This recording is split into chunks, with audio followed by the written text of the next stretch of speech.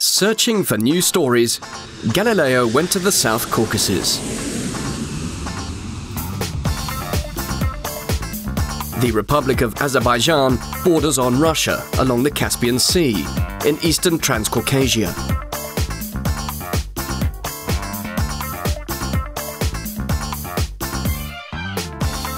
And here is Azerbaijan's capital, Baku.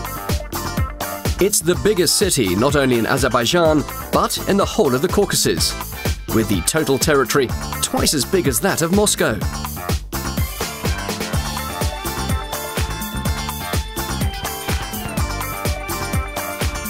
While Galileo's crew was getting in gear, our editor decided to do the city.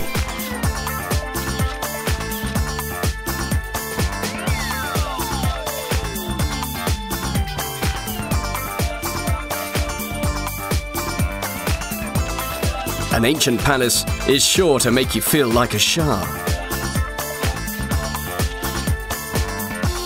A perfect setting, but there's something missing. Well, there's nothing wrong with the ceiling and walls, lavishly adorned with murals, and the stained glass windows seem to be in place. But it's kind of hard to sit. But of course, where are the famous silk carpets? A perfect story for Galileo, by the way. Let's look into it. The production of carpets starts with this tree. This is mulberry, and it boasts neither good looks nor an exquisite taste. Unless you're a silkworm, in which case it's your only and most favourite food. The silkworm larva is as domestic a creepy-crawly as they can get, which basically means they can't live in the wild anymore. Centuries of evolution stripped them of all their defense mechanisms, and all they do now is dig in and get fatter 24/7.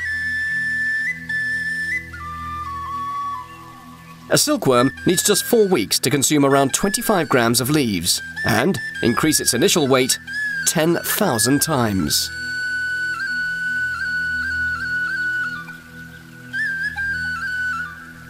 While growing, the worms shed their skin 4 times.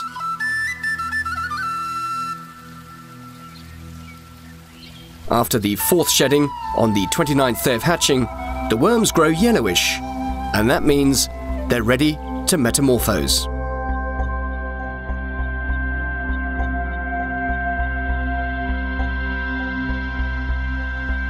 The building material of their cocoons is a thick substance secreted by the silk gland.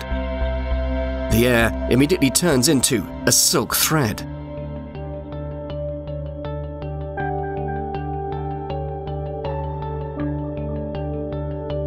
Silkworms like to be snug and build their cocoons in comfy places, producing around 1,500 meters of a continuous fine thread.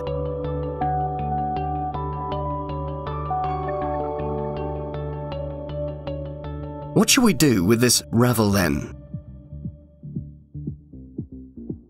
We go to a special factory.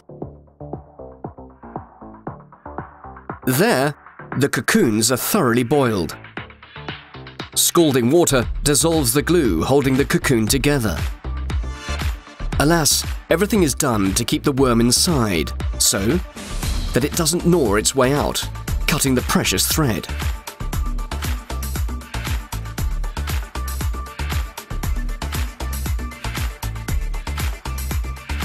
After this thermal treatment, the unwinding begins, but not until the end of the thread is found. Once done with hands, this job is fully automated now.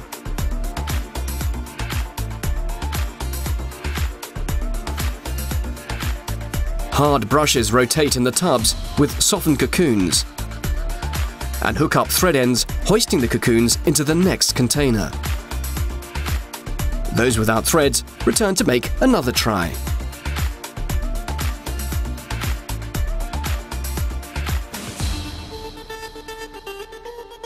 The cocoons with loosened threads get to the conveyor belt.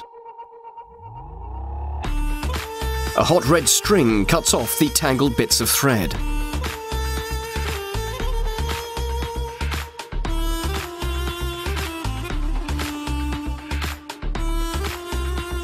Now, these boxes contain only those cocoons ready to be unwound. The tenacious tool hooks up the thread, feeds it to the reel, and starts winding it up.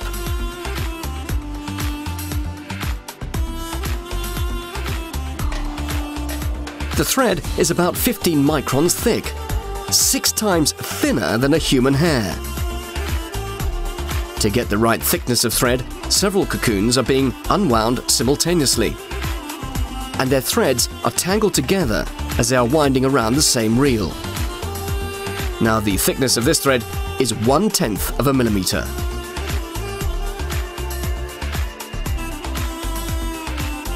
To get an even thicker thread, several reels get joined together. Now, this is the thread to make a carpet.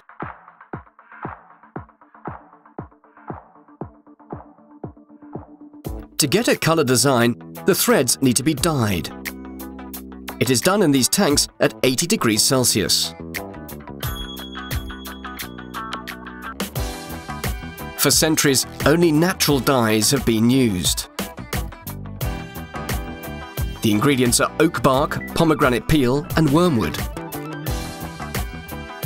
To get a truly rich blue, ground leaves of a special plant, Indigofera tinctoria, are used.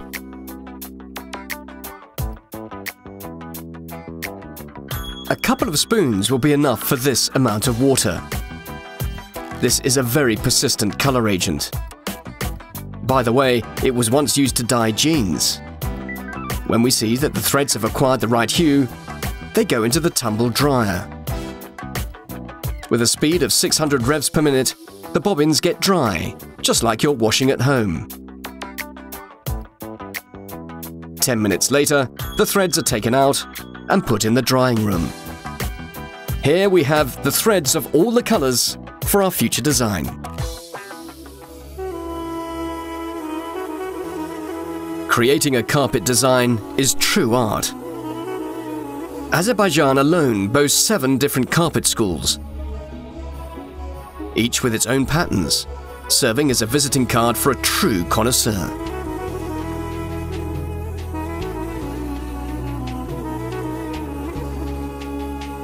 Take this pattern, typical of Kazakh masters. A painter draws the design on cross-section paper, marking every bundle. When it is delivered into the weaving factory, it becomes a blueprint for the girls to follow for the next several months of weaving.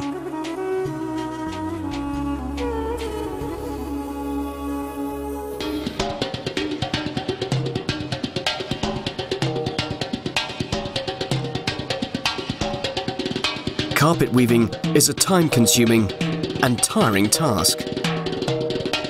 Every dot in the drawing is a separate bundle woven around its base. 1 square meter piece of carpet may contain up to 2 million bundles.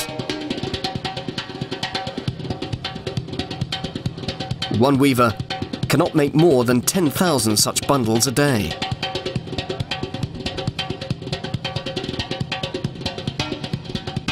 To speed up the process, the girls work in groups, synchronizing their every single move, like a flawless machine.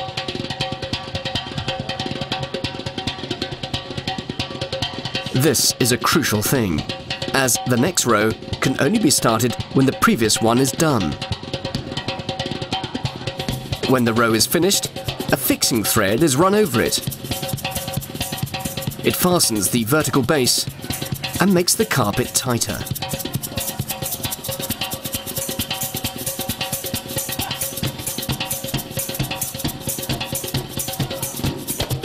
The final touch is trimming. Now all the ends are the same length. The carpet has been made. Now it's all about presentation. During the weaving, dust, small pieces of fluff and thread get stuck in between the bundles. Just in an hour, this tumbler shakes them out.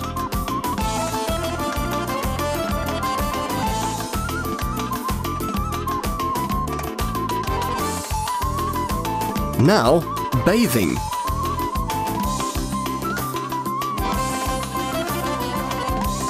No dry cleaning or any fancy technology, the good old method of mopping with cold water and natural soap. And a touch of patience, of course.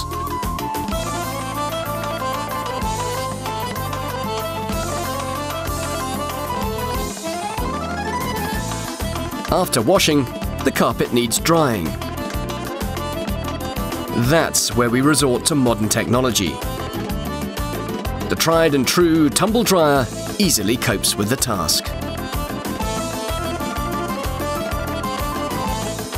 And now we leave our carpet to air for a day.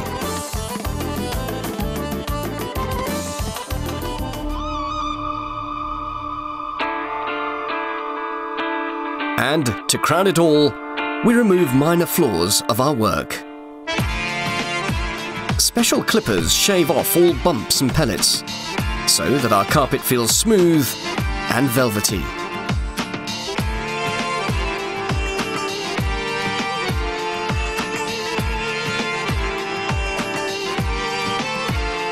And then the fringe. By the way, these bundles are a clear sign that this carpet is handmade.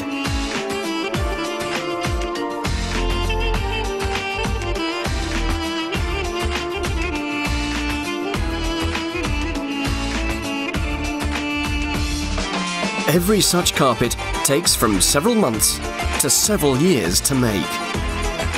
It's not surprising that a 10 by 10 square metre carpet can cost £20,000 British. Only really well-off people can afford such masterpieces these days. Admittedly, luxury items have always been the prerogative of kings, sultans, and Galileo's editors.